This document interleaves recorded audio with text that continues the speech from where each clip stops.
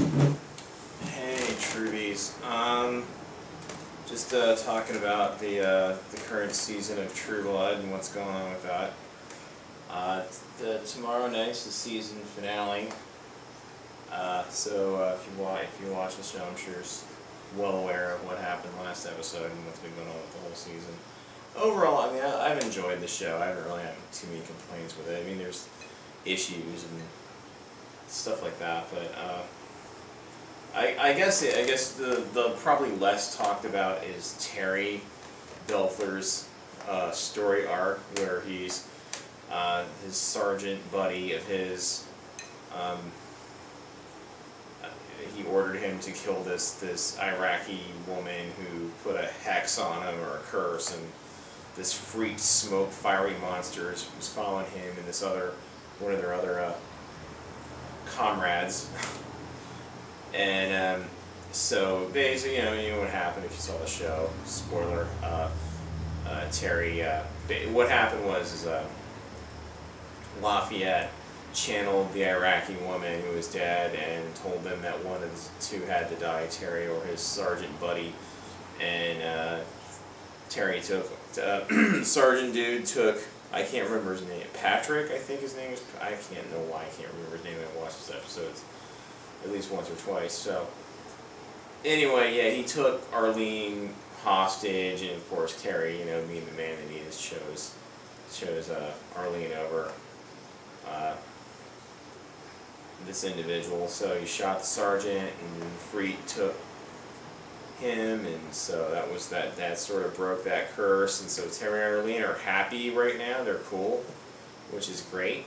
Always good to know. However, on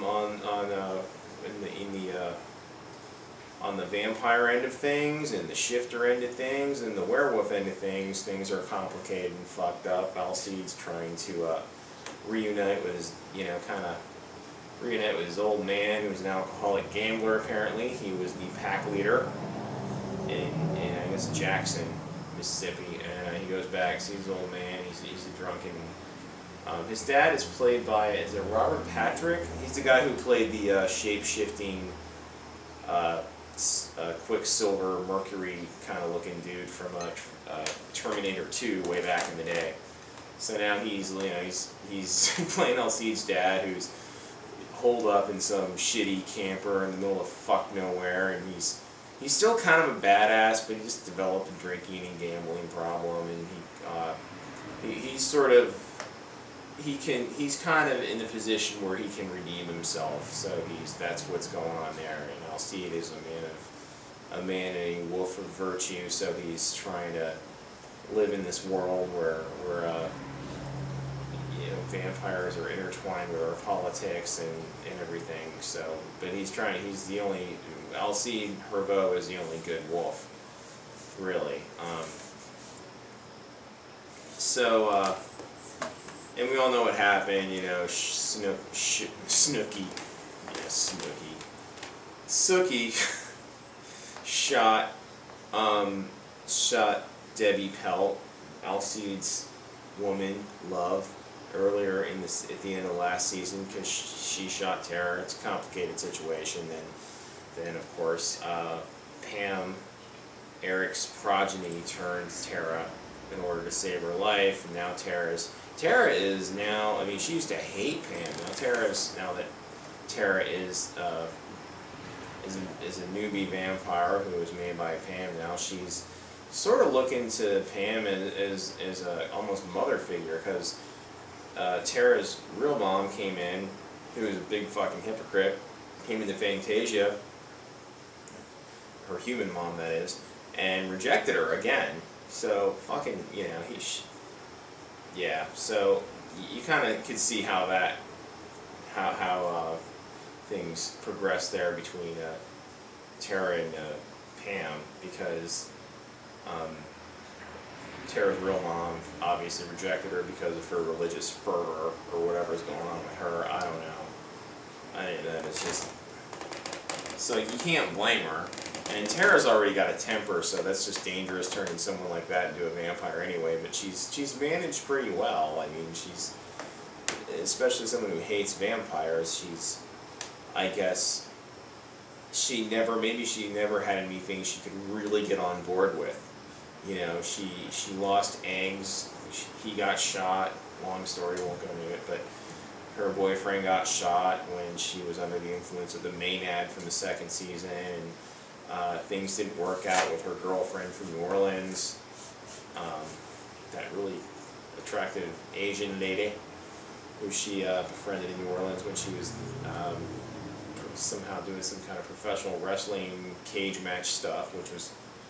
So anyway, so Tara, yeah, I don't know why that Tara just became a lesbian. I don't know why, but Jessica, the Bill's progeny, was trying to touch upon that in the last episode, and Tara got a bit defensive. So Tara's basically kind of, I think, where she can find love, she will.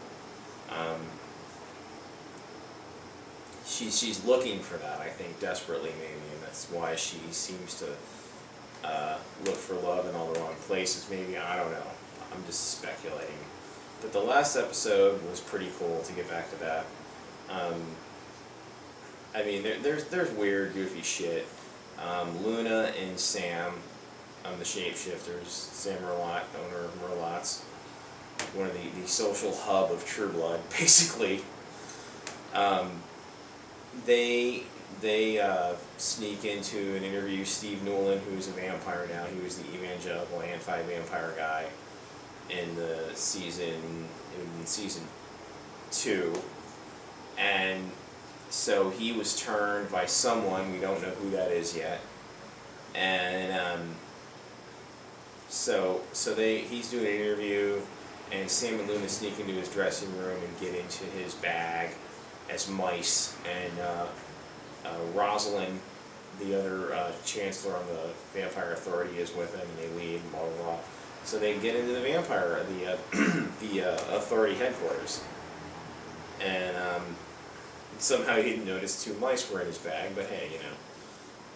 But needless to say, so Steve Newland, he's boyfriends with Russell Edgington, who was brought out of it, who was unearthed and nourished back to life, and he which was really reckless, because he's a 3,000-year-old vampire and he's really powerful, but they needed him to take down Roman, who wouldn't let them be vampires, basically. So Roman was a guardian of the Vampire Authority, even though he was only like 500 years old.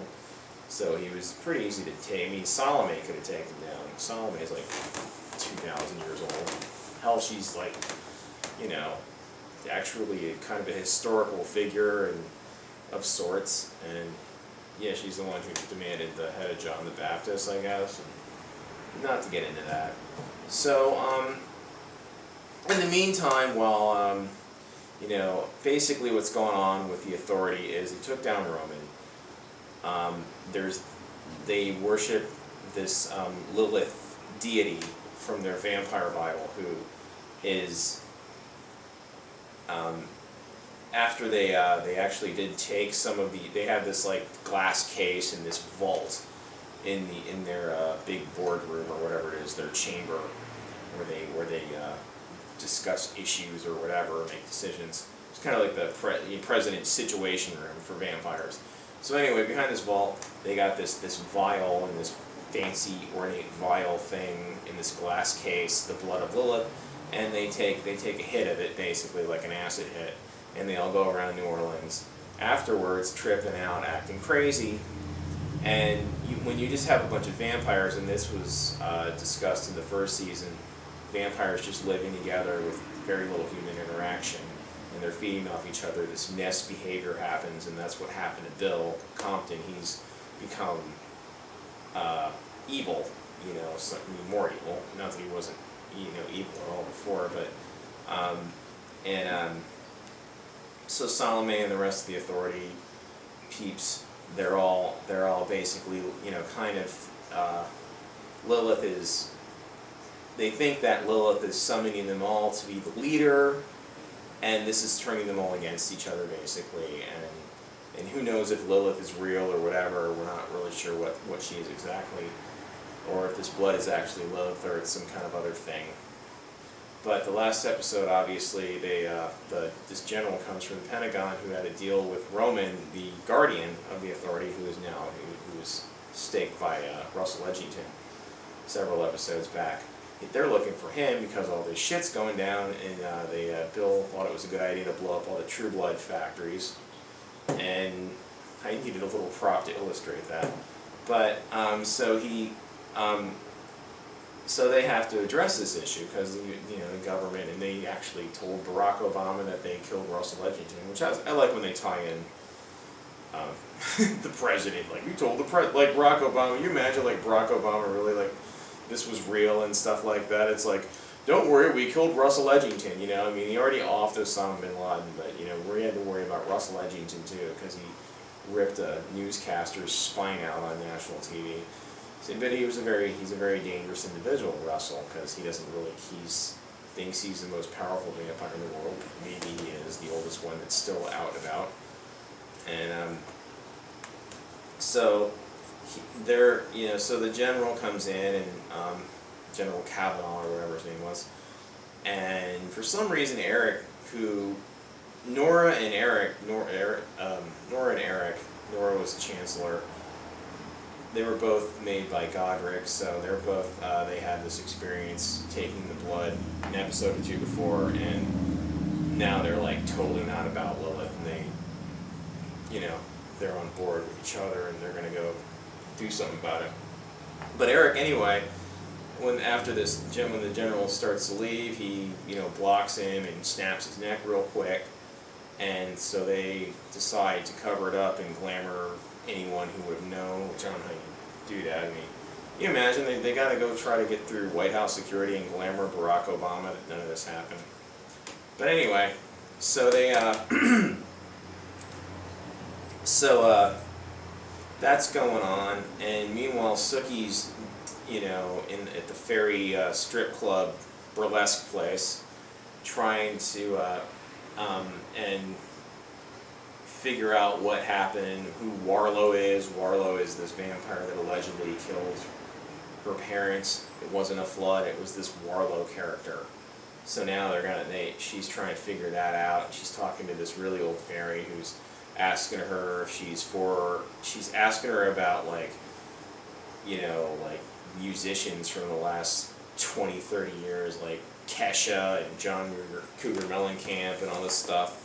Asking if she's for or against them. It doesn't make any fucking sense. It was just irritating, really. It was fucking irritating.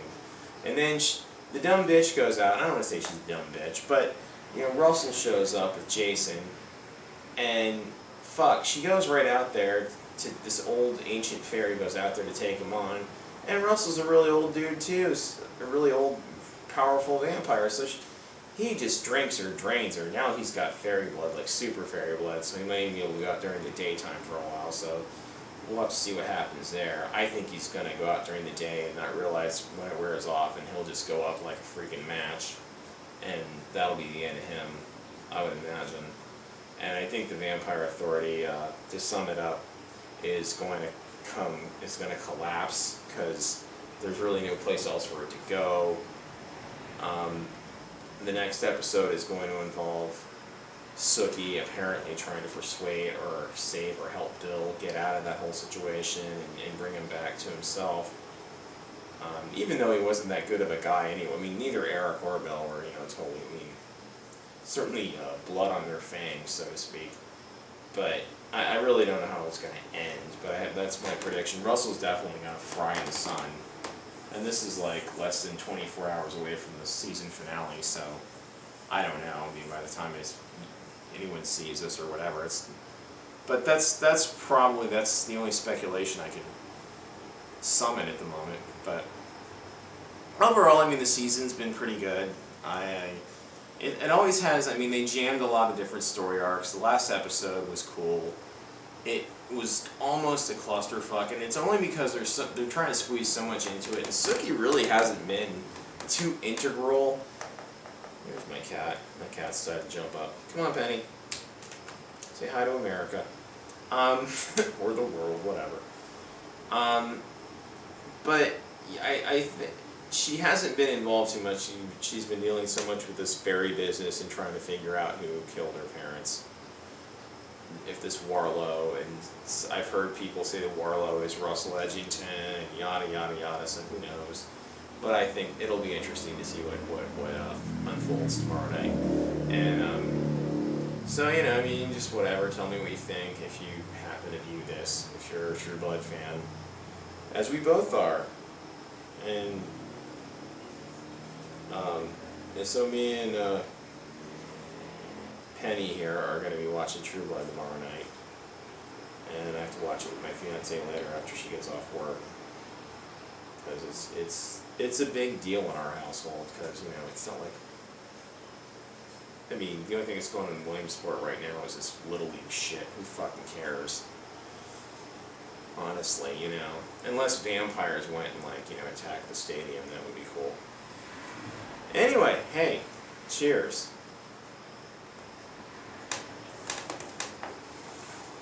You know what I mean? Oh, sorry, Penny.